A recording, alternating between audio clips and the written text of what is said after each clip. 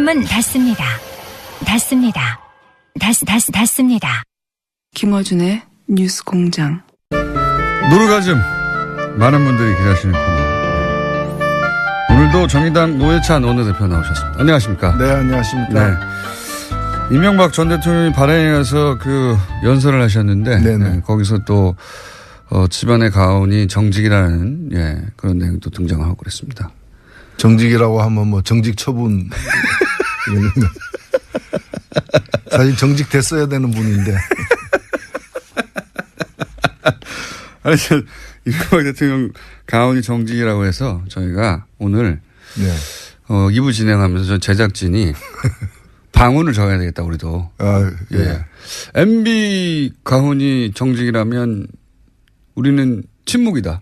방언이. 네. 침묵 또는 뭐 겸손 이런 거 있지 않습니까? 네. 자, 방언을 좀 정해 주십시오. 예. 배려. 저희 방송의 방언은 배려, 사랑, 침묵. 좋네요. 예, 겸손. 뭐 침묵은 불가능하고. 엄숙. 그쪽도 뭐 정직이라는데요. 예. 정직을 이길 수는 없다고 봅니다. 경건과 엄숙한 마음으로 오늘도 노르가즘을 진행해 보겠습니다. 자, 또 한 주간의 사건도 아주 많은데 정치권 얘기부터 좀 해볼까요? 네. 이제 홍준표 대표가 9명이 복당하고 나서 어깨에 힘이 좀 들어갔어요. 예. 그렇죠? 네. 예. 자신감에 채식도 나왔네. 방언이 채식이라고. 그건 어울리는 거네요. 방언. 불가능한.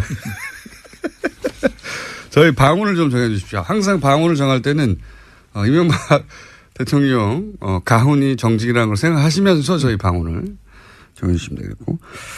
홍준표 대표가 자신감이 넘쳐가지고 유승민 대표가 예방을 하겠다는데 이제 거절을 했어요. 예. 어떻게 보십니까? 정당이 아니다. 바른정당은 배신자 집단이지. 이렇게 얘기했는데. 예, 저는 자유한국당이 문을 닫아야 된다고 생각합니다. 사실 우리가 돌이켜보면은 제가 볼 때 홍준표 대표 자리에 박근혜 전 대통령이 앉았다면 어떻게 했을까? 저는 당 일단 해산했을 것 같아요. 왜냐하면 지난 2002년 차떼기 사건 때 보면은 그 뭐 몇백억 돈 받은 거 그것도 큰 문제였지만은 그것 때문에 당 간판을 떼가지고 그리고 당 재산 그 당시 그 중앙당 11층짜리 건물 팔았죠. 그거 헌납했지 않습니까? 또 천안의 연수원도 헌납하고 17개 광역시도에 있는 거 다 헌납했지 않습니까? 근데 그런 정도로다가 해서 겨우 당을 살렸거든요.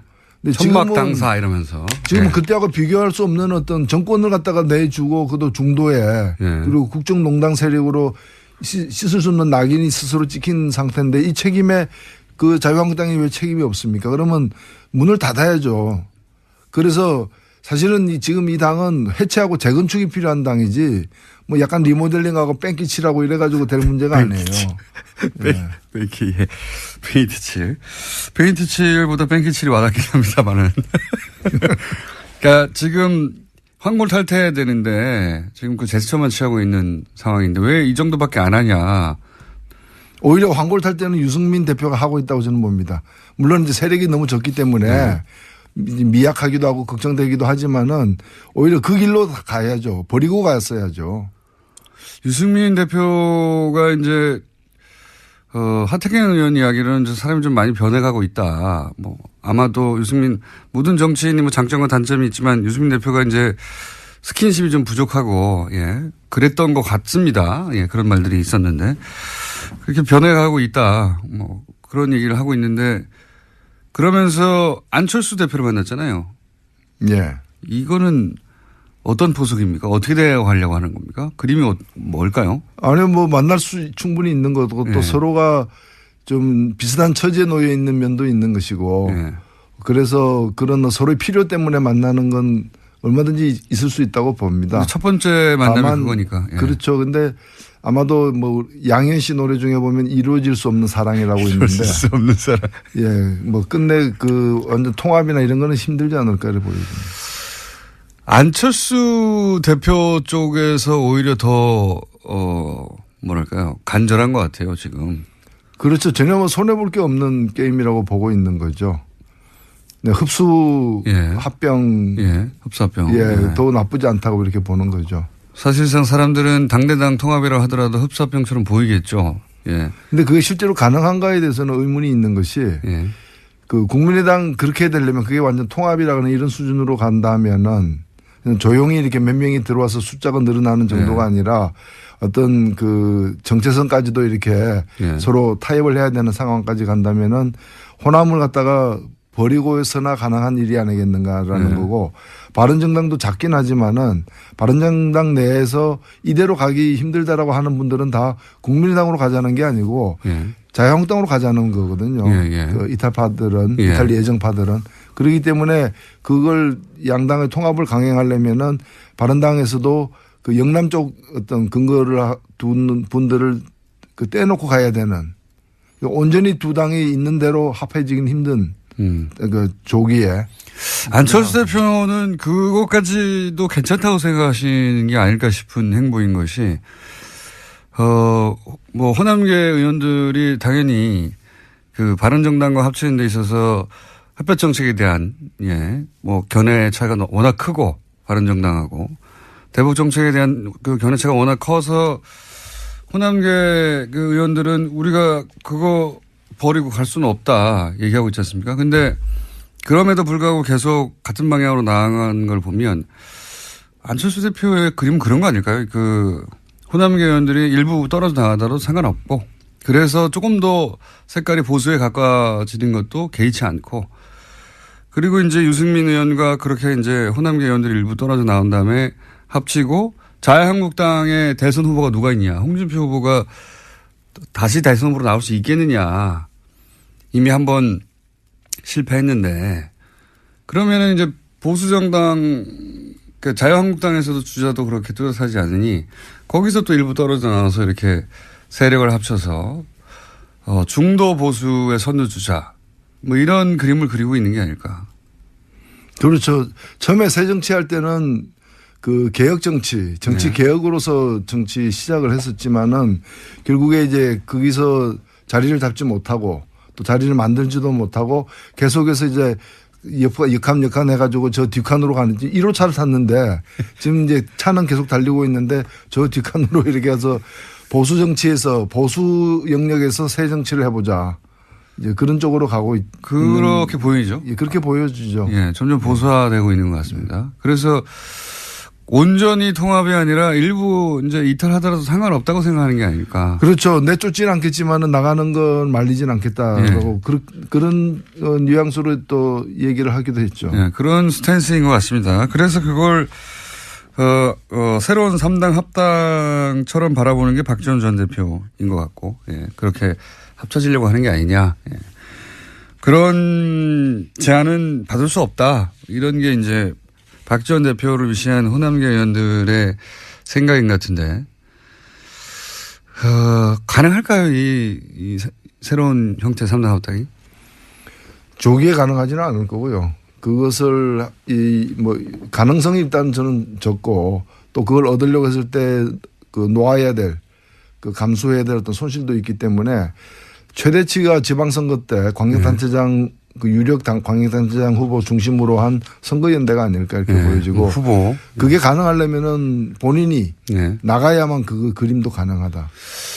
본인이 안 나간 채 본인이 안 나간 채 그냥 경기도는 누구 원래대로 누구 그 다른 서울은 누구 이런 식으로 나누어 가지고는 시너지 효과가 없기 때문에 그냥 나누기만 할 뿐이지 어차피 다 못 나가니까 서로 취약 지역의 후보를 상대방 후보를 인정해 주는 그런 정도의 대단히 강도가 약한 연대이기 때문에 이걸 강도를 좀 세게 하려면은 걸어야죠. 본인을. 그러다가 예를 들어 서울시장 선거에 본인이 직접 나왔는데 만약에 거기서 낙선하게 되면 정치적 타격이 굉장히 클 텐데요. 근데 정치라는 것이 옳다고 믿는다면은 크게 걸어야지 안 다치는 위주로 가면은 노회찬 대표님도 많이 다쳐왔습니다. 많이 낙선해 왔습니다. 상처 투성입니다. 심지어는 의원직도 상실하기도 하셨고.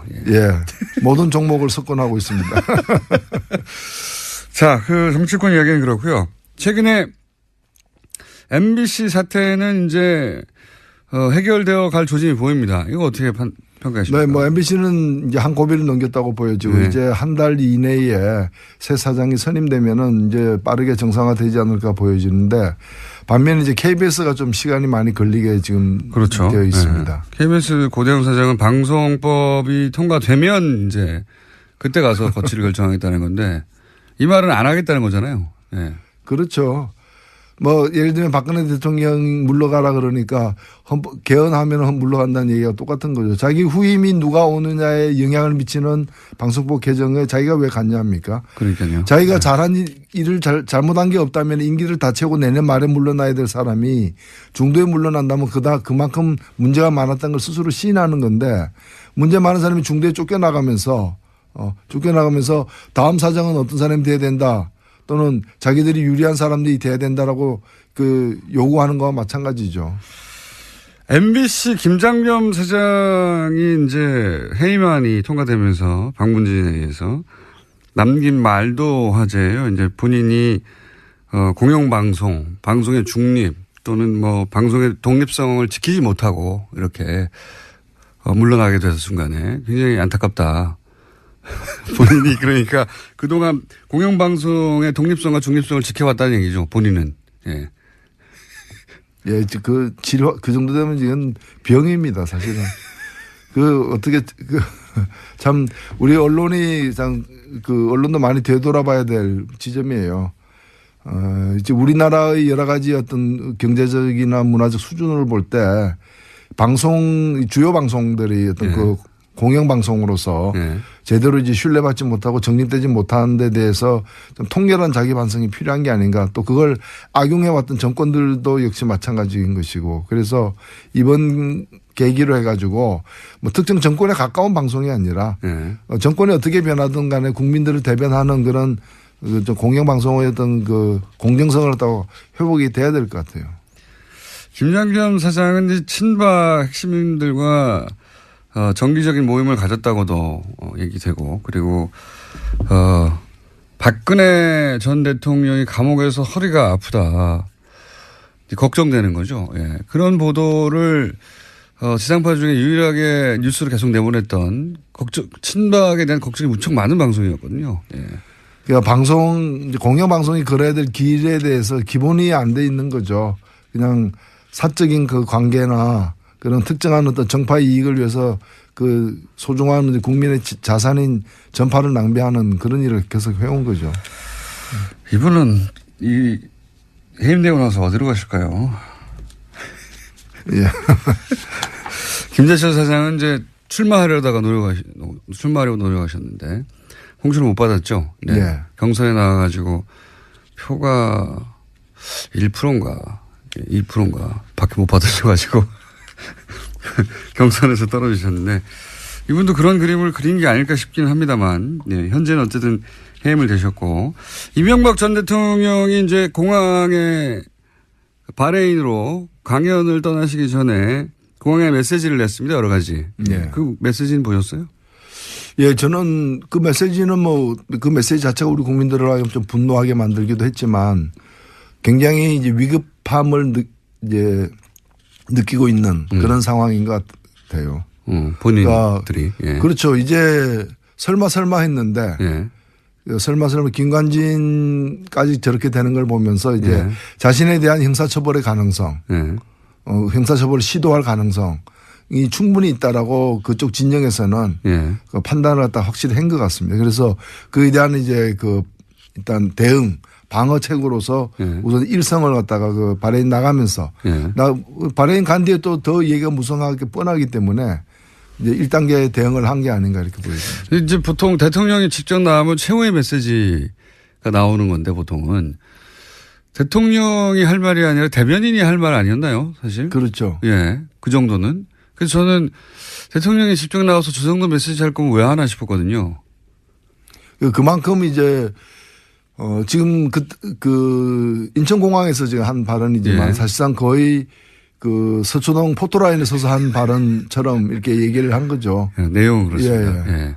그리고 연습이었나요? 자기가 당사자라는 걸 잘 아는 거죠. 그래서 저는 이게 이 정도 위에는 그냥 뭔가 대단히 큰 게 있을 것처럼 우리를 건들면 끝장나는 거야. 이제 세계대전이 일어나는 거야. 이런 식의 가만히 있지 않겠다는 메시지가 계속 나오다가 전직 대통령이 직접 나왔는데 이제 세계대전이야 이런 메시지가 아니라 이렇게 하면 나라가 쇠퇴하게 돼. 나를 이렇게 치면 안 돼. 이 정도 메시지에 불과해가지고. 그 마지막에 그 얘기는 했었죠. 이 지시했느냐. 네. 댓글 공작 같은 거 지시했느냐. 뭐 상식 같은 말이어야 뭐 댓글을 하지 이런 식으로 해서 자기를 이제 구체적으로 방어하기 시작한. 그러니까 저는 법률 방어를 하고 있는데. 네. 제가 받은 인상은 이 법률 방어인데 법률 방어를 이렇게 첫 메시지로 한다는 건 사실은 이쪽에다가 세계대전을 일으킬 만한 카드가 없구나. 그렇죠. 예. 아니 지금 뭐 마음은 그 서초동에 가 있어요. 예. 그래서 예행 연습을 하고 있는 거 아니냐. 예. 서초동에 가 있다. 예. 실제 포토라인에 쓰긴 설 거라고 보십니까? 일단은 지금 이제 크게 두 가지인데 뭐 그 뒤 더 많은 것들이 앞으로 나올 가능성이 물론 있습니다만 현재까지 제기되는 의혹은 이제 국정원 의혹이 있고 국방부 의혹이 있는데 국정원 의혹은 사실은 원세훈 전 국정원장에 의해서 철저하게 부인되고 있어요. 그래서 이제 그 많은 어떤 그 의혹이 있지만 그 이제 당연히 보고됐을 것이다. 또는 지시까지 받았을 때. 근데 이제 직접적이고 구체적인 당사자의 진술이 없기 때문에 멈춰 있는 반면에 국방부 의혹, 사이버 사령부 의혹 같은 경우에는 이제 지시를 받았고 보고를 했다라고 얘기하고 심지어는 우리 사람으로 뽑아라. 그 심리전단 그 이제 댓글 부대원들이죠. 그걸 그걸 지시하면서 느리라라고 지시하면서 어떤 사람으로부터 충원할 것인가까지도 이제 지시를 했다는 거 아닙니까? 국방부 장관, 그러니까 사이버 사령부하고 국정원에서 각각 댓글 공장이 있었는데 국정원 쪽 댓글 공장은 원세훈 전 원장이 입을 열어야 되는데 그렇죠. 거기는 입을 안 열고 있고 이쪽은 이제 김관진 입을 열기 시작했죠. 입을 연 거죠. 그러면 이제 그 구체적 진술이 있었던 겁니다. 그러면 거기에 대해서 어쨌든 내가 진술을 그렇게 지시한 거다라고 시인하든가 아니면 내가 지시한 말의 뜻은 딴 내용이었다라고 이렇게 발뺌하거나 어쨌든 진술을 할 필요가 생긴 거죠. 그렇죠. 그래서 그 진술을 갖다가 서면으로 받느냐 출두시켜서 받느냐 아니면은 이제 그 출장 나가서 받느냐에 따라 이제 방법론만 남아있을 뿐. 그 남아있을 뿐 진술 받는 거는 불가피하다. 현재까지는. 그래야 이제 수사가 매듭이 지어지다 그 다음 페이지로 넘어갈 수 있다라는 거죠. 그렇죠. 예, 당사자니까. 요 댓글 공작 사안은 그렇고요. 지금 한참 많은 사람들이 궁금해하는 다스는 누구 겁니까? 요것도 수사가 되어서 어느 순간 포토라인에 쓸 가능성이 있지 않습니까? 그렇습니다. 일단은 수사는 그 수사 진척 정도를 우리가 뭐 알 수 없고 알 수 없긴 합니다만은 지난 국정감사에서 서울중앙지검장이라거나 또는 검찰총장이라거나 법무부 장관의 한 발언에 따르면은 이것을 수사 못할 이유가 없다라는 거고 그 뭐 문제가 발견되면 해야 한다. 해야 된다는 거죠. 그래서 이미 게시되었는지 안 됐는지도 확인이 지금 안 되고 있는 상황이죠. 그러니까요. 그거는 댓글 공작보다는 좀 은밀히 진행되고 있는 것 같긴 합니다. 검찰 내에서. 그렇죠. 사건이 성립되는지 따져보고 있는 거 수준인 것 같고. 그럼 내년쯤 돼야 이거는 윤곽이 좀 나오겠네요. 계속되는 상황이죠. 제가 볼 때는. 요즘 또 한 갈래로 자원 외교 얘기도 그 중간중간 나오지 않습니까? 볼레로 광산 얘기도 오늘 나왔던데. 이 자원 외교 쪽은 어떻게 보십니까? 뭐 이미 저쪽에서는 이건 정책적 결단으로 이루어진 사업 중에는 성공한 것도 있고 실패한 것도 있는데 그걸 다 형사처벌의 대상으로 삼으면 되느냐. 기본 그리고 문제가 많았다는 거죠. 특히 근데 자원외교 같은 경우에도 상식적으로 정책적 판단의 미스로 벌어진 것인지 아니면 말도 안 되는 이제 그냥 뭐 직무유기에 가까운 그러한 일탈 행위로 인해 가지고 빚어진 참사인지는 혹은 사기인지요. 그것도 하나 따져주십시오. 그렇죠. 그리고 뭐 사실은 뭐 우리가 그런 예가 많았습니다만은 이미 예정된 사기 있죠. 이제 그 과정을 통해서 뭔가 옆으로 빼돌리는 그걸 예정하고 이제 진행하는 일도 과거에 보면은 그런 대형 비리로서 있었기 때문에 이 자원외교와 관련해서 철저한 어떤 이 좀 조사가 필요하다고 봅니다. 근데 자원외교가 국내에 있었던 비리 사건하고는 다르게 해외에서 벌어졌다 보니까 돈을 추정하기도 어렵고 굉장히 수사가 어려워요. 그래서 다 왜 해외에서 했는지 모르겠는데 이게 과연 밝혀질까요? 쉬운 일은 아니죠. 굉장히 어려운 일입니다. 지금도 뭐 해외 계좌설은 뭐 끊임없이 지금 나옵니다만은 구체적인 물증을 잡기가 만만치는 않은 것 대목이죠. 자원외교야말로 사실 단위가 국내에 있는 뭐 사건들 몇백억, 뭐 천억 이런 거하고 차원이 다르지 않습니까? 조 단위로 보통 이루어졌기 때문에. 그 다음 정권하고 비교가 많이 되는 대목이죠. 박근혜 정부는 워낙에 뭘 안 했기 때문에 뭐 미용 시술이나 이런 거 소소한 거 말고는 한 게 별로 없기 때문에 크게 한 게 K스포츠 미르재단 이런 정도였던 거죠. 그러니까 그 여러 가지로 이제 법을 어긴 거에는 문제지만 규모는 그렇게 크지 않은 반면에 민간인이 딱 껴서 잡힌 거죠. 그 전 정부는 굉장히 큰 걸 많이 했죠. 4대강 정책에서. 이게 훨씬 더 많은 세금이 날아가고 지금까지도 피해를 입히고 있는 건데 이거를 해결하기가 정말 어려워요. 네, 뭐 길고 짧은 건 대봐야 알죠. 뭐 지금까지 잘 감춰왔다 해서 앞으로 안 드러나라는 법은 없는 거니까요. 자, 자원외교가 정말 어렵습니다. 내용도 어렵고 해외에서도 벌어졌고 검증하기도 어렵고 이거는 정책에 불과했다. 정책적 실패 이렇게 해버리면 그렇게 방어해 왔습니다. 지금까지. 네. 7, 8년간 그렇게 방어해 왔는데 문재인 대통령 최근에 이제 해외 순방은 종합적으로 어떻게 평가하십니까? 예, 일단 뭐 무난하게 취임 6개월 만에 굉장히 외교적으로 이제 힘들고 어려운 맞습니다. 그리고 대단히 복잡하고 대단히 이제 좀 불안정한 고차원 방정식을 물려받았죠 사실. 근데 일단은 뭐 대미 관계나 대중 관계를 중심으로 해가지고 초기 좀 이 뭐 진화가 된 것 아닌가. 봉합 수준이 된 것 같아요. 예, 그래서 상당히 저는 뭐 다행스러운 결과다 이렇게 생각이 됩니다. 신남방 정책 이건 뭡니까? 어떻게 보십니까?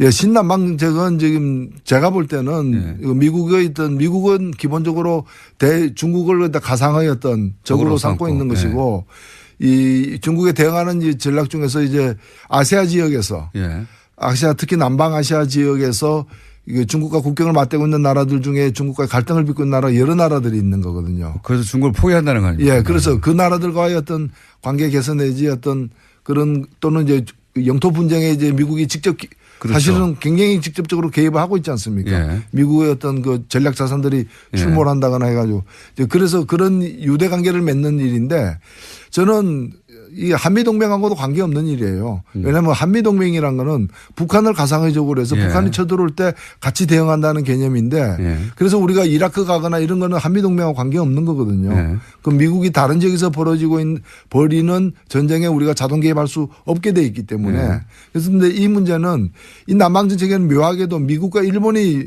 군사적인 어떤 유착 관계를 통해 가지고 이 남방정책을 같이 펴고 있어요. 근데 여기에다가 인도까지 그렇죠. 센카쿠 일도 같은 것만 하더라도 중국과 일본의 영토 분쟁이잖아요. 그럼 그게 우리가 그럼 일본하고 같은 편에 쓸 것인가? 그 말이 안 되는 얘기죠. 우리는 개입할 수가 없고 개입할 필요도 없는 건데. 문재인 정부가 이 제안에 대해서 일단 유보의 자세를 취한 거는 굉장히 잘했다고 봅니다. 그래서 이 부분은 냉철하게 우리 국익을 중심으로 해가지고 일본과는 군사동맹은 아니다. 딱 그렇죠. 끊었고. 우리가 미국하고의 군사동맹은 유지하더라도 그것이 일본과 군사동맹 맺으면 그럼 독도 어떻게 합니까? 독도 인정합니까? 인정 안 하고 있잖아요. 독도에 일본 그 좀 순시선리가 들어오게 되면 우리는 군사적으로 대응해야 되는데 그럼 한일 동맹하면 어떻게 되는 겁니까? 그리고 한미일 동맹하면 미국은 어느 편에 씁니까? 이런 것들이 다 정리가 안 돼 있기 때문에 대단히 우리는 신중할 수밖에 없는 거죠. 근데 아세안 이제 북미 관계는 그런데 아세안에 가서 지금 방점을 두고 있잖아요. 최근에는 신남방 정책이라고 아세안도 굉장히 복잡하기 때문에 나라마다 다 다르고 하기 때문에 우리가 개별적으로 그러니까 하나의 어떤 노선을 가지고 거기에 동조할 수 있는 국가들하고만 관계를 가깝게 하는 것이 아니라 또 우리도 여러 가지 강온 전략 여러 가지 또는 그 가볍고 무겁고 이런 여러 가지 대응의 카드를 가지고서 개별 국가와의 어떤 유대를 강화하는 게 참 중요하다고 봅니다. 이 아세안하고는 우리가 워낙 사실은 멀리 느껴가지고 사실 아시아에 있는데도 불구하고 미국보다 훨씬 가깝잖아요. 그 나라들 전부 다. 근데 심리적 거리감은 미국보다 훨씬 멀어요. 주로 여기까지 우리 외교가 미국을 통한 외교였고 그리고 모든 세계 현지에서 북한하고 위에 서는 게 우리 외교의 어떤 가장 큰 목표였는데 이미 그런 목표는 다 달성이 됐기 때문에 이제는 국가 이익을 중심으로 해가지고 아세안 국가 같은 경우에도 적극적으로 우리와 경제 교류를 하거나 협력을 할 수 있는 베트남이나 인도네시아나 이런 나라와의 관계를 갖다가 강화하는 인도 같은 나라들하고 실제로 그 나라들의 우리 시장도 굉장히 많이 열려 있고요. 또 문화적으로도 보면 한류 이런 것들의 그 파급도 굉장히 크기 때문에 그런 나라의 관계를 갖다가 돈독하게 하는 식으로 해서 우리 나름대로의 우리가 주체가 된 그런 남북 아시안 외교를 해야 된다고 저는 봅니다. 시간이 다 됐는데 한 가지만 여쭤보고 마무리할게요. 전병헌 수석은 어떻게 될 거라고 보십니까? 예, 저는 어제도 국회 운영위원회에 오셨더라고요. 그래서 만났는데 본인은 굉장히 당당하고 전면 부인하고 있는데. 예. 그래서 무엇이 사실인지 좀 지켜봐야 될 것 같고 참 세상이 많이 달라졌다. 이게 대통령 지금그래서 모시는 정무수석인데 정권 초기에 그것도. 정권 초기에 이 피의 사실이 지금 막 공표되고 있거든요. 이런 검찰에 의해서. 없었어요. 예. 과거 정권에서 보기 힘든 장면이다 봅니다. 한편으로는 굉장히 긍정적인 그렇게 해석하면. 네. 그러니까 청와대하고 조율을 안 했다는 거거든요. 전혀 조율이 안 된 거죠. 청와대에서 불만이 많다고 수석 정도 수사하려면 최소한 통지는 해줘야 될 거 아니냐고. 근데 어떻게 합니까? 검찰을 그렇게 통제하지 않겠다고 선언했는데요. 네. 우명우도 없고. 자, 전병헌 수석이 이런 건 있는 것 같습니다. 본인이 스스로는 무죄라고 하는데 그걸 입증하기도 쉽지 않고 유죄를 입증하는 것도 만만치 않고 저는 그럴 거라고 봅니다. 이 사안은. 이 문제는 이런 거는 유죄가 입증돼야지 무죄가 입증되는 건 아닙니다. 그렇죠. 문제 제기하는 쪽에서 이걸 갖다가 입증을 해야 되는 거죠. 그런데 방어하기도 만만치 않은 사안이라고 저는 봅니다. 자, 벌써 시간이 한참 지났네요. 저희는 겸손하고 침묵을 지키는 방송입니다. 방운 침묵. 이 오클랜드에서 보내왔네요. 아, 오클랜드에서 청취자 한 분이 직접 그림을 그려가지고 뉴스공장에 보내온 커리커처인데 이게 굉장히 잘 그린 것 같아요. 얼굴이 제가 한 3분의 1밖에 안 되네. 예리하기 짝이 없는 그림입니다. 저희가 페이스북에 올리겠습니다. 지금까지 정의당 노회찬 원내대표였습니다. 감사합니다. 네, 감사합니다. 불친절한 AS.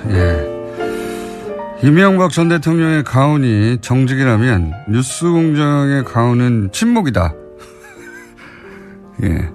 라고 했더니 뉴스공장의 가훈을 또 많은 분들이 보내주셨습니다. 왁싱. 금육. 이런 걸로 정하라고. 면도도 있고요. 좋은 가훈 같네요. 이런 가훈을 좀 많이 보내주시고요. 양지열 변호사가 펜싱 아마추어 선수였다고 주장을 해가서 검색을 했더니 안 나온다는 고발이 많네요. 양변을 조심하세요. 자꾸 돌리면 볼펜으로 찌를 수 있습니다. 박동희 기자님 관련한 문자도 적고 있습니다. 목소리가 예술이네요. 마이크에 필터를 넣은 건가요? 내용이 중요한데 목소리만 감상하게 됩니다. 이런 내용들. 자, 바레인에서 강연할 때 거기 있는 바레인 분 하나가 손들고 다스 누구 겁니까? 질문을 했었어야 된다고. 그 생각을 못했네요. 자, 저희 방문을 정해주십시오. 채식, 금육 이런 거는 너무 많이 왔고요. 신선한 것으로 보내주시면 저희가 채택해서 방문을 매일 바꿀 수도 있습니다. 그날 마음에 드는 걸로.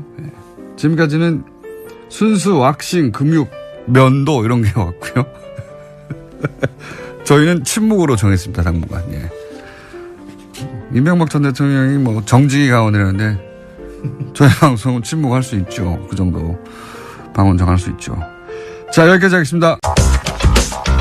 자, 과학을 시사 접목시킨 후 그런 다음에 개그와 접목시켜서 세계 유일의 장르를 만들어낸 원정우 씨 나오셨습니다. 안녕하세요. 자, 시사 과학 개그. 예. 최순실 탄핵 정부에서는 개그 쪽으로 주로 활약을 하셨고. 흐름을 탔죠, 제가. 예. 다시 이제 과학 쪽으로 넘어오려고 하고 있습니다. 그러려고 하고 있습니다. 예, 잘 되지는 않고 있어요. 오늘은 뭡니까? 좀 전에 그 채식 뭐 이런 얘기 하셨잖아요. 채식. 예. 예. 금육? 예, 금육. 고기를 안 드시겠다는 얘기인 거죠. 그러니까 내가 안 먹겠다는 게 아니라 사람들이 그걸 방언으로. 왜냐하면 이명박 전 대통령의 가훈이 정직이라면 네. 우리 방언은 뭐든지 될 수 있는 거거든요. 그렇죠. 어떤 불가능한 것이라도. 그러니까요. 그래서 금육하라. 예. 네. 그거랑 좀 관련이 있는 얘기인데요. 예. 당연히 디톡스 이런 거 안 해보셨죠? 디톡스라는 게 이제 몸에 독소를 빼낸다 뭐 이런 거. 예, 뭐 해독 주스 이런 예, 거. 서양에서 와서 무슨 이상한 색깔의 주스 이렇게 쭉 마시고. 야채, 채식 예, 위주. 예. 그거 먹으면 죽어요. 이게 좀 이상 체질이시라서 부작용이 심각할 것 같은 생각이 드는데. 그 위에 큰 부담이 됩니다. 그런 거. 갑자기. 그거 정확하게는 모르겠는데 그런 거를 계속 뭐 며칠간 마시는 거 아니에요? 밥 안 먹고? 예, 디톡스라는 말이 뭐 여러 가지로 쓰이지만 이제 우리나라에서는 주로 주스, 밥 잘 안 먹고 고기, 육류 끊고 이제 각종 야채나 과일 같은 걸로 뭐 갈아 넣어가지고 그렇죠. 며칠간 먹는 거죠, 그게. 그럼 뭐 여러 가지 프로그램이 있습니다. 이것도 다이어트 하는 용도도 있고 뭐 소위 몸을 정화한다. 저는 어떻게 이해하고 있냐면 저건 우리나라의 시골에도 여전히 민간요법이 있듯이 예. 그리고 또 시골뿐만 아니라 민간요법이라는 게 있잖아요. 과학적 근거 있죠. 없지만 이제 습관적으로 하고 있는. 소가락 딴다든가. 네, 그런 거죠. 예. 그게 뭐 과학적 근거가 있는지 저는 모르겠습니다만 여전히 하고 있는데 그런 것처럼 서양 사람들이 생각하는 민간요법 수준이라고 저는 받아들였지. 예. 뭐 당연히 서양에도 그런 게 많은데요. 예. 이제 원래 이제 서양에서 시작을 한 거죠. 근데 우리나라에서는 계속 이제 좀 인기를 끌고 있는데 일단은 지난번에 제가 숙변 얘기 드렸잖아요. 예. 숙변당. 존재하지 않는다. 예. 좀 충격을 받으신 분들이 많은 것 같더라고요. 네, 그걸로 장사를 많이 해왔으니까요. 네. 네. 그리고 너무 진실처럼 정립돼 있다 보니까 당연히 이게 진실이 아닐 수는 없다고 생각을 해오신 분들이 많고. 그렇죠. 혈액형에 따른 성격 그렇죠. 분류라든가. 네. 그 기원을 알면은 말도 안 되는 거거든요. 그렇죠. 네. 그 일본의 작가 뭐 이런 분들이 만들어낸. 아무런 과학적 근거 없이 얘기했던 거라고. 네. 근데 오래 쌓이다 보니까. 그렇습니다. 당연히 맞는 거라고 생각하시는 분들이 문화적인 있는데. 어떤 힘을 갖게 되는 그런 경우인데 네. 이 디톡스란 것도 좀 이제 그런 식으로. 저는 처음부터 믿지 않았어요. 나올 때부터. 아니, 그럼 이름부터 벌써 좀 수상하죠. 그 이름을 좀 얘기해. 야채 먹으면은 독소가 빠진다? 그러니까요. 그러면 저는 고기만 먹어서 독이 쌓여서 죽었겠네요, 이미. 독이 좀 쌓이신 것 같긴 한데요. 그것 때문인지 모르겠고. 예. 그게 뭐 과일이나 야채즙 형태로 많이 먹고 있고 이게 무슨 그 몸에 독성 물질 쌓여 있던 것을 해독하고 노폐물을 배출시키고 그래서 뭐 피로 회복, 원기 회복, 다이어트에 효과가 있다 이런 얘기인데 다이어트에 효과 있을 수는 있겠습니다. 많은. 그렇죠. 그건 이제 적게 먹게 되니까 몸에 독소가 빠져나와가지고 해독이 되고 뭐 몸이 건강해지고 채소를 먹는다고 저는 이건 말이 안 된다고 봐요. 일단은 이 디톡스라는 단어를 이렇게 쉽게 쓸 단어가 아니라서. 아, 그래요? 이게 이제 해독이라는 뜻인데 이게 원래 의학 용어예요. 뱀한테 물리면 이거 해독하고 그런 거 아닙니까? 그렇습니다. 이게 예를 들어서 몸 안에 진짜 독이 들어왔을 때 뭐 그걸 제거하는 이제 의학적인 처리를 말하는 거죠. 그래서 뭐 예를 들어서 진짜 독이 있지 않습니까? 왜? 그래서 이 용어를 뭐 이렇게 건강식품이나 야채 주스 같은 걸 먹는 데다 사용하고 있다는 자체가 좀 문제가 있고요. 이게 뭐 어떤 게 문제냐 하면 뭔가 의학적인 행위를 하는 것 같은 그런 이미지를 준다는 거죠. 그렇죠. 의학용어로 사용하니까. 그렇죠. 그래서 이걸 먹으면 마치 몹속에 있는 어떤 미지의 독이 제거되는 그런 혼동을 유발을 한다는 게 문제인 건데. 뭐 환경 호르몬이나 뭐 화학적인 뭐 물질이나 이런 게 몸에 잔뜩 쌓여 있다가 이런 야채를 먹어주면 그게 싹 씻겨 내려간다. 이런 거 아니에요? 그런 관점이에요.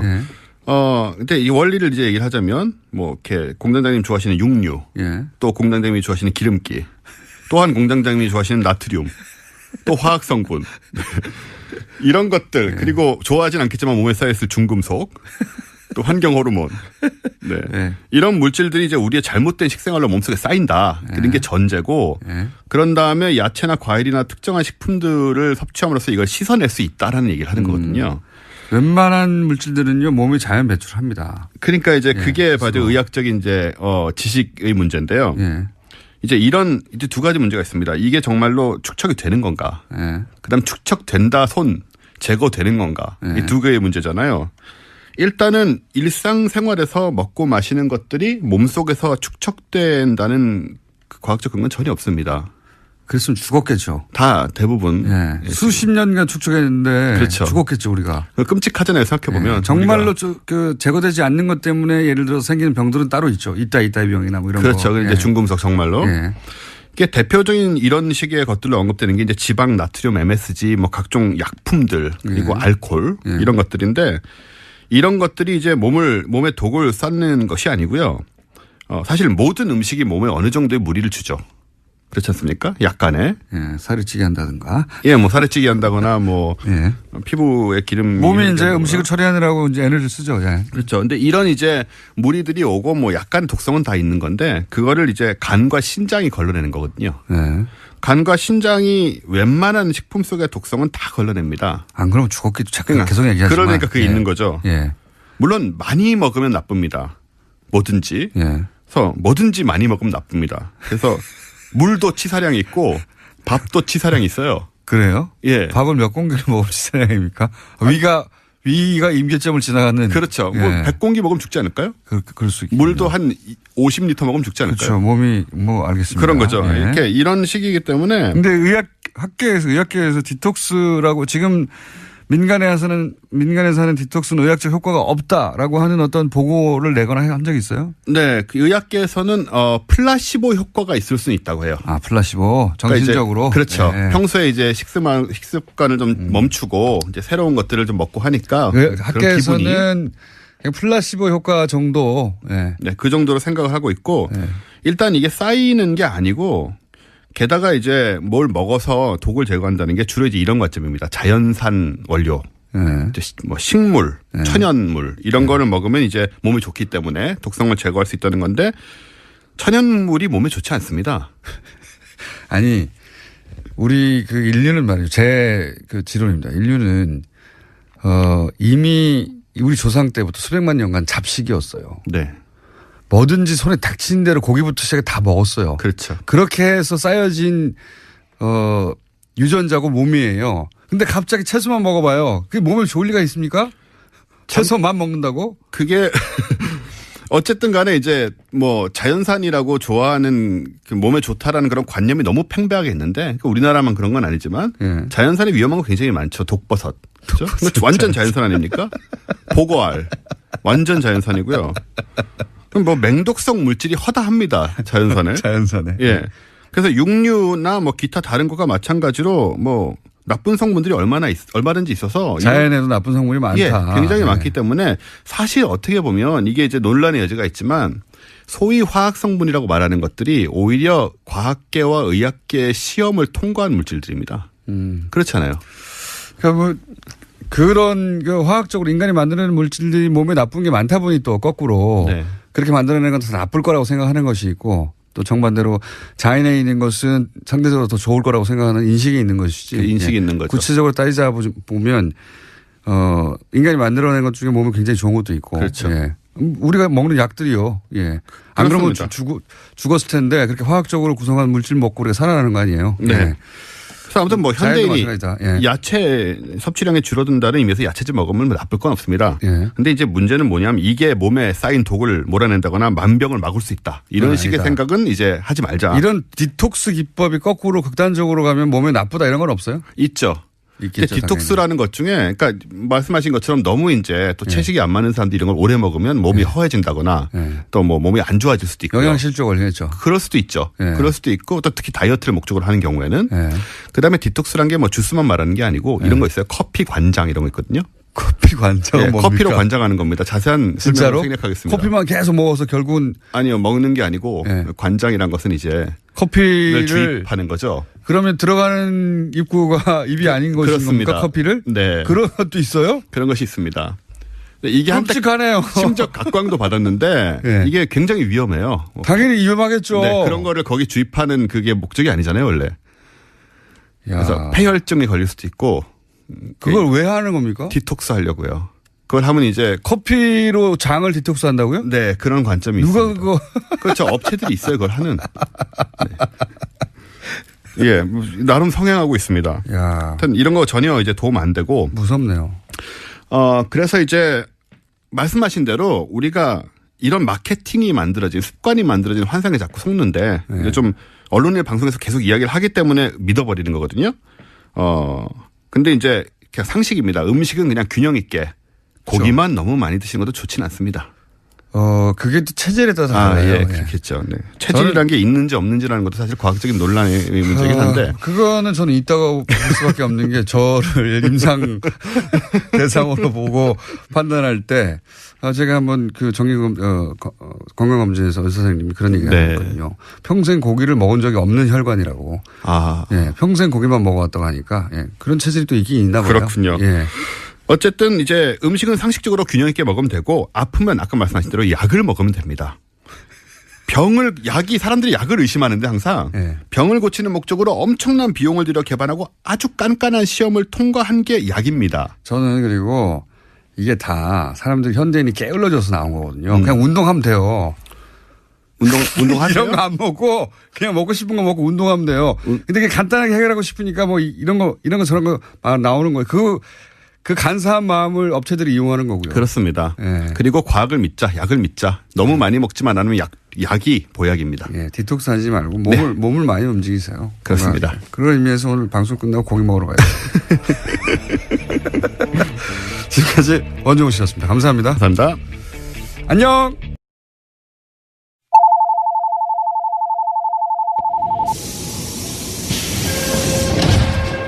줄임문 닫습니다. 닫습니다. 김어준의 뉴스 공장. 노르가즘 많은 분들이 기다리시는 코너. 오늘도 정의당 노회찬 원내대표 나오셨습니다. 안녕하십니까? 네, 안녕하십니까? 네.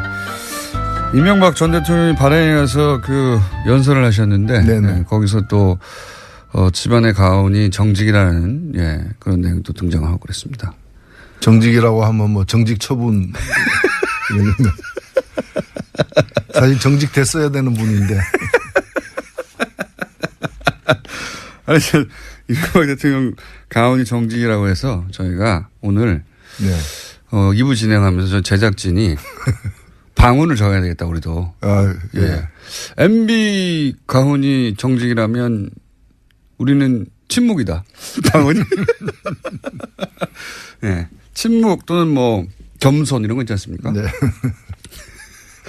자, 방언을 좀 정해 주십시오. 예. 배려. 저희 방송의 방언은 배려, 사랑, 침묵. 좋네요. 예. 겸손. 뭐 침묵은 불가능하고. 엄수. 그쪽도 뭐 정직이라는데요. 예. 정직을 이길 수는 없다고 봅니다.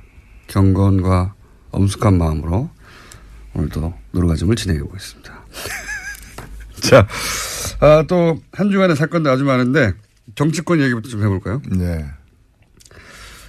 이제 홍준표 대표가 9명이 복당하고 나서 어깨에 힘이 좀 들어갔어요. 예. 그렇죠? 네. 예. 자신감에 채식도 나왔네. 방언이 채식이라고. 그건 어울리는 거네요. 방언. 불가능한. 저희 방언을 좀 정해 주십시오. 항상 방언을 정할 때는 이명박 대통령 가훈이 정직이라는 걸 생각하시면서 저희 방언을 정해 주시면 되겠고. 홍준표 대표가 자신감이 넘쳐가지고 유승민 대표가 예방을 하겠다는데 이제 거절을 했어요. 네.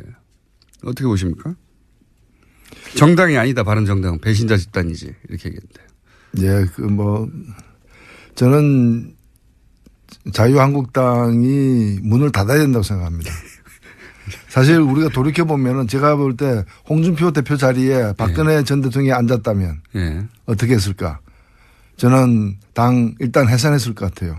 왜냐하면 지난 2002년 차떼기 사건 때 보면은 그 뭐 몇백억 돈 받은 거 그것도 큰 문제였지만은 그것 때문에 당 간판을 떼가지고 그리고 당 재산 그 당시 그 중앙당 11층짜리 건물 팔았죠. 그거 헌납했지 않습니까? 또 천안의 연수원도 헌납하고 17개 광역시도에 있는 거 다 헌납했지 않습니까? 근데 그런 정도로다가 해서 겨우 당을 살렸거든요. 근데 천막당사 이러면서. 지금 그때하고 비교할 수 없는 어떤 정권을 갖다가 내주고 그것도 중도에 그리고 국정농단 세력으로 씻을 수 없는 낙인이 스스로 찍힌 상태인데 이 책임에 그 자유한국당이 왜 책임이 없습니까? 그러면 문을 닫아야죠. 그래서 사실은 지금 이 당은 해체하고 재건축이 필요한 당이지 뭐 약간 리모델링하고 뺑기 칠하고 이래가지고 될 문제가 아니에요. 페인트 칠. 페인트 칠보다 뺑기 칠이 와닿긴 합니다만은. 그러니까 지금 황골 탈퇴해야 되는데 지금 그 제스처만 취하고 있는 상황인데 왜 이 정도밖에 안 하냐. 오히려 황골 탈퇴는 유승민 대표가 하고 있다고 저는 봅니다. 물론 이제 세력이 너무 적기 때문에 미약하기도 하고 걱정되기도 하지만은 오히려 그 길로 가야죠. 버리고 갔어야죠. 유승민 대표가 이제 하태경 의원 이야기는 사람이 좀 많이 변해가고 있다. 뭐 아마도 유승민 모든 정치인이 뭐 장점과 단점이 있지만 유승민 대표가 이제 스킨십이 좀 부족하고 그랬던 것 같습니다. 그런 말들이 있었는데 그렇게 변해가고 있다. 뭐 그런 얘기를 하고 있는데 그러면서 안철수 대표를 만났잖아요. 예.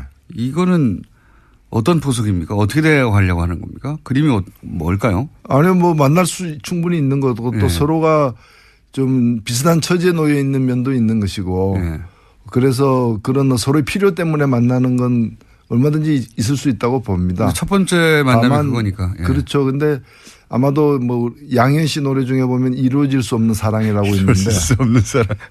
뭐 끝내 그 완전 통합이나 이런 거는 힘들지 않을까를 보여집니다. 안철수 대표 쪽에서 오히려 더 뭐랄까요 간절한 것 같아요 지금. 그렇죠. 전혀 뭐 손해 볼 게 없는 게임이라고 보고 있는 거죠. 네, 흡수 합병, 흡수 합병, 더 나쁘지 않다고 이렇게 보는 거죠. 사실상 사람들은 당대당 통합이라 하더라도 흡수 합병처럼 보이겠죠. 근데 그게 실제로 가능한가에 대해서는 의문이 있는 것이 그 국민의당 그렇게 되려면 그게 완전 통합이라거나 이런 수준으로 간다면은 조용히 이렇게 몇 명이 들어와서 숫자가 늘어나는 정도가 아니라 어떤 그 정체성까지도 이렇게 서로 타협을 해야 되는 상황까지 간다면은 호남을 갖다가 버리고서나 가능한 일이 아니겠는가라는 거고 바른정당도 작긴 하지만은 바른정당 내에서 이대로 가기 힘들다라고 하는 분들은 다 국민의당으로 가자는 게 아니고 자유한국당으로 가자는 거거든요. 그 이탈파들은 이탈 예정파들은 그렇기 때문에 그걸 양당의 통합을 강행하려면은 바른당에서도 그 영남 쪽 어떤 근거를 두는 분들을 그 떼놓고 가야 되는 온전히 두 당이 있는 대로 합해지긴 힘든 그 조기에 안철수 대표는 그것까지도 괜찮다고 생각하시는 게 아닐까 싶은 행보인 것이 뭐 호남계 의원들이 당연히 그 바른정당과 합치는 데 있어서 햇볕 정책에 대한 뭐 견해 차이가 워낙 크고 바른정당하고 대북 정책에 대한 그 견해 차이가 워낙 커서 호남계 그 의원들은 우리가 그거 버리고 갈 수는 없다 얘기하고 있지 않습니까? 근데 그럼에도 불구하고 계속 같은 방향으로 나아가는 걸 보면 안철수 대표의 그림은 그런 거 아닐까요? 그 호남계 의원들이 현재는 어쨌든 해임을 되셨고 이명박 전 대통령이 이제 공항에 바레인으로 강연을 떠나시기 전에 공항에 메시지를 냈습니다. 여러 가지. 그 메시지는 보셨어요? 저는 그 메시지는 뭐 그 메시지 자체가 우리 국민들을 좀 분노하게 만들기도 했지만 굉장히 이제 위급함을 이제 느끼고 있는 그런 상황인 것 같아요. 본인들이. 그러니까 그렇죠. 이제 설마 했는데 설마 김관진까지 저렇게 되는 걸 보면서 이제 자신에 대한 형사처벌의 가능성, 형사처벌을 시도할 가능성 이 충분히 있다라고 그쪽 진영에서는 그 판단을 갖다 확실히 한 것 같습니다. 그래서 그에 대한 이제 그 일단 대응 방어책으로서 우선 일성을 갖다가 그 바레인 나가면서 바레인 간 뒤에 또 더 얘기가 무성하게 뻔하기 때문에 이제 1단계 대응을 한 게 아닌가 이렇게 보여집니다. 이제 보통 대통령이 직접 나오면 최후의 메시지가 나오는 건데 보통은 대통령이 할 말이 아니라 대변인이 할 말 아니었나요, 사실? 그렇죠. 그 정도는. 그래서 저는 대통령이 직접 나와서 저 정도 메시지 할 거면 왜 하나 싶었거든요. 그만큼 이제 지금 그 인천공항에서 지금 한 발언이지만 사실상 거의 그 서초동 포토라인에 서서 한 발언처럼 이렇게 얘기를 한 거죠. 내용은 그렇습니다. 그리고 연습이었나요? 자기가 당사자라는 걸 잘 아는 거죠. 그래서 저는 이게 이 정도 위에는 뭔가 대단히 큰 게 있을 것처럼 우리를 건들면 끝장나는 거야 이제 세계대전이 일어나는 거야. 이런 식의 가만히 있지 않겠다는 메시지가 계속 나오다가 전직 대통령이 직접 나왔는데 이제 세계대전이야 이런 메시지가 아니라 예. 이렇게 하면 나라가 쇠퇴하게 돼. 나를 이렇게 치면 안 돼. 이렇게 이 정도 메시지에 불과해가지고. 그 마지막에 그 얘기는 했었죠. 이 지시했느냐. 예. 댓글 공작 같은 거 지시했느냐.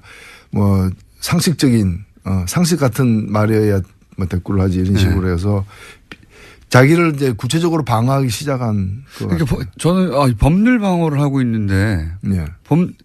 제가 받은 인상은 이 법률 방어인데? 법률 방어를 이렇게 첫 메시지로 한다는 건 사실은 이쪽에다가 세계대전을 일으킬 만한 카드가 없구나.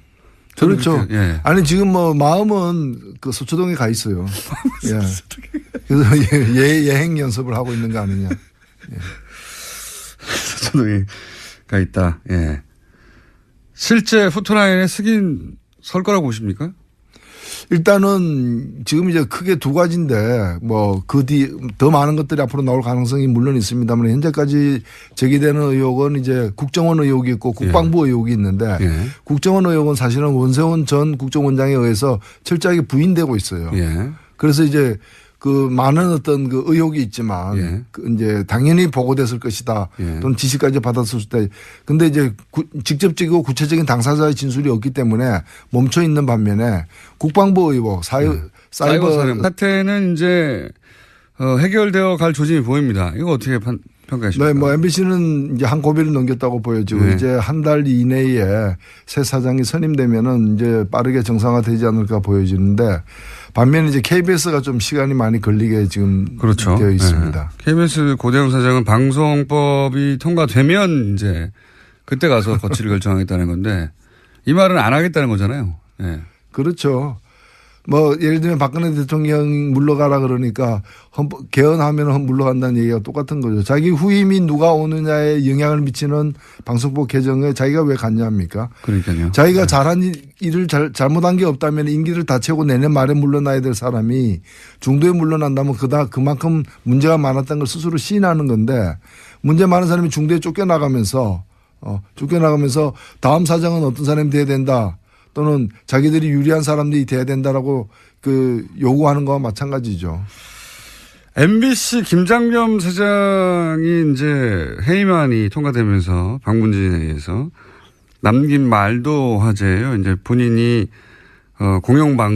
방송의 중립 또는 뭐 방송의 독립성을 지키지 못하고 이렇게 물러나게 돼서 순간에 굉장히 안타깝다.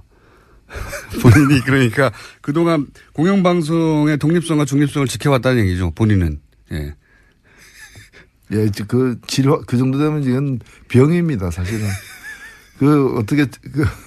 참, 우리 언론이 언론도 많이 되돌아봐야 될 지점이에요. 이제 우리나라의 여러 가지 어떤 경제적이나 문화적 수준을 볼 때 주요 방송들이 어떤 공영방송으로서 제대로 이제 신뢰받지 못하고 정립되지 못하는 데 대해서 좀 통렬한 자기 반성이 필요한 게 아닌가. 또 그걸 악용해왔던 정권들도 역시 마찬가지인 것이고. 그래서 이번 계기로 해가지고 뭐 특정 정권에 가까운 방송이 아니라 정권이 어떻게 변하든 간에 국민들을 대변하는 그런 공영방송의 어떤 그 공정성을 또 회복이 돼야 될 것 같아요. 김장겸 사장은 친박 핵심인들과 정기적인 모임을 가졌다고도 얘기되고 그리고 박근혜 전 대통령이 감옥에서 허리가 아프다 걱정되는 거죠. 예. 그런 보도를 지상파 중에 유일하게 뉴스를 계속 내보냈던 친박에 대한 걱정이 무척 많은 방송이었거든요. 예. 그러니까 공영방송이 걸어야 될 길에 대해서 기본이 안 돼 있는 거죠. 그냥 사적인 그 관계나 그런 특정한 어떤 정파의 이익을 위해서 그 소중한 국민의 자산인 전파를 낭비하는 그런 일을 계속 해온 거죠. 이분은 해임되고 나서 어디로 가실까요? 예. 김재철 사장은 이제 출마하려고 노력하셨는데 홍수를 못 받았죠. 네. 예. 경선에 나와가지고 표가 1%인가 2%인가 밖에 못 받으셔가지고 경선에서 떨어지셨는데 이분도 그런 그림을 그린 게 아닐까 싶기는 합니다만 예, 일부 떨어져 나가더라도 상관없고 그래서 조금 더 색깔이 보수에 가까워지는 것도 개의치 않고 그리고 이제 유승민 의원과 그렇게 이제 호남계 의원들이 일부 떨어져 나온 다음에 합치고 자유한국당의 대선 후보가 누가 있냐. 홍준표 후보가 다시 대선 후보로 나올 수 있겠느냐.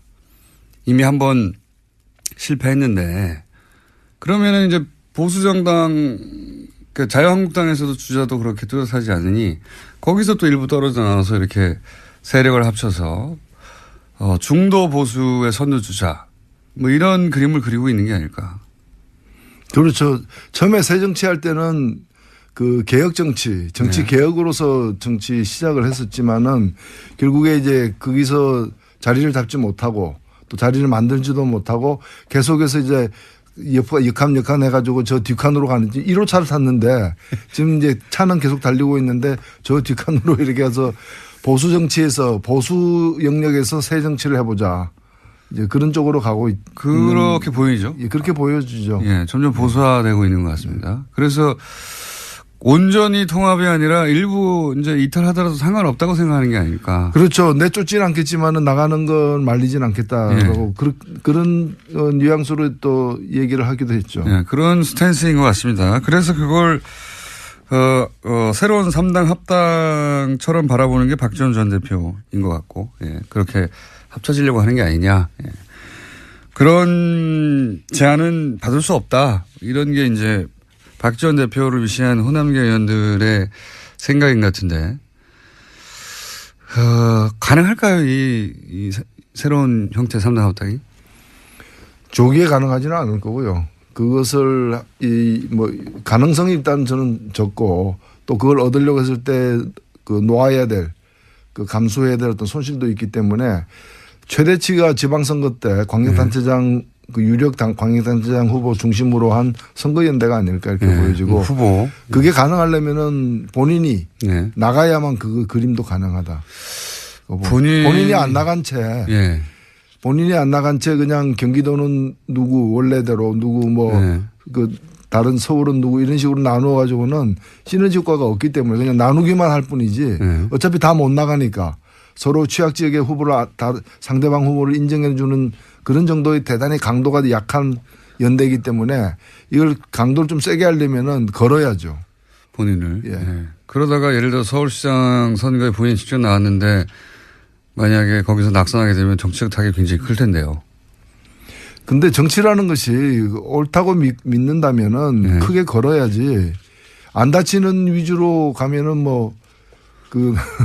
노회찬 대표님도 많이 다쳐왔습니다. 많이 낙선해 왔습니다. 상처투성입니다.